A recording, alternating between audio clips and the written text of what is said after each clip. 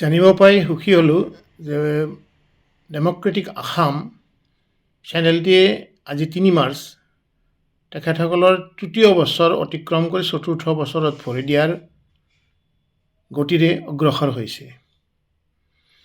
বৰ্তমান সময়ত সংবাদ জগতৰ ওপৰত বিজ্ঞসকলৰ যিটো মতামত বা আমাৰ ব্যক্তিগত যিটো অভিজ্ঞতা, সঁচাকৈয়ে এটি চেনেল ধাৰাবাহিকভাৱে ৩ বছৰ পৰিচালনা কৰি ৰাইজৰ মাজত ৰাইজৰ সমাদৰ লাভ কৰাটো অতি কঠিন কাম হিচাপে গণ্য হৈছে।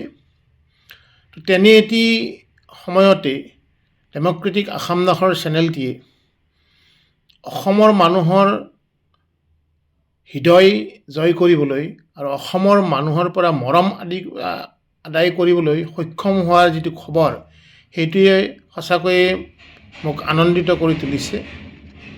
মই আশা কৰিম যে ভৱিষ্যতেও ইয়াৰ লগত জড়িত নিষ্ঠাৱান সাংবাদিকসকল, পৰিচালক মণ্ডলীৰ চিন্তা চেতনাৰে এই ডেম'ক্ৰেটিক আসাম চেনেলটিয়ে অসমৰ জনজীৱনৰ মানুহৰ হৃদয়ত এটি বিশেষ স্থান ল'বলৈ সক্ষম হ'ব আৰু সেই আশা মোৰ থাকিব।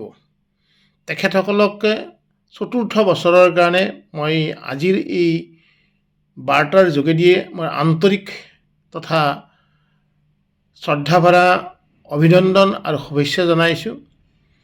সকলোৱে নিষ্ঠা আৰু সততাৰে সত্যনিষ্ঠ বাতৰি প্ৰকাশৰ দ্বাৰা জনসাধাৰণৰ মাজতে সংবাদ জগতৰ ওপৰত যিবিলাক বিৰূপ চিন্তা চেতনা জাগৃত হৈছে তাৰ বিপৰীতে কাম কৰাৰ মনোবল তেখেতসকলে লাভ কৰক আৰু তেনেকুৱা দৃষ্টিৰে তেখেতসকলৰ সংবাদ প্ৰতিষ্ঠানটোক এটি নতুন ৰূপ দিয়ক, এই আশা মোৰ থাকিব। ধন্যবাদ।